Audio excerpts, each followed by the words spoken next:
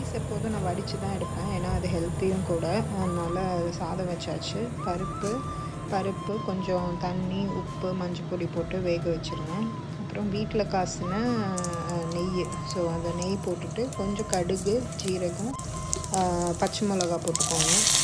போட்டு கொஞ்சம் சாஃப்ட் பண்ண பிறகு ஆனியன் வந்து நல்லா சாஃப்ட் பண்ணிவிட்டு, ரஃப்பாக சாப் பண்ணால் ஓகே தான், அது வெந்து போயிடும். ஸோ சாஃப்ட் பண்ணி அதில் போட்டுட்டு அதுக்கப்புறம் வந்து கொஞ்சம் ப்ரௌனாக, ரொம்ப கருக விடாமல் அந்த ஸ்டேஜ்லேயே தக்காளியும் போட்டுருங்க. தக்காளி போட்டுட்டு அப்புறம் அந்த பருப்பு இருக்குல்ல, அதை போட்டுருங்க. இது வீட்டில் அரைச்ச சாம்பார் பொடி, நான் அப்பப்போ அரைச்சிக்குவேன். ஸோ அப்போ தான் அந்த ஸ்மெல் வந்து நல்லாயிருக்கும். ஸோ அதை கொஞ்சம் போட்டுட்டு நல்லா மிக்ஸ் பண்ணிவிட்டு தேவையான அளவு உப்பு சேர்த்துக்கோங்க.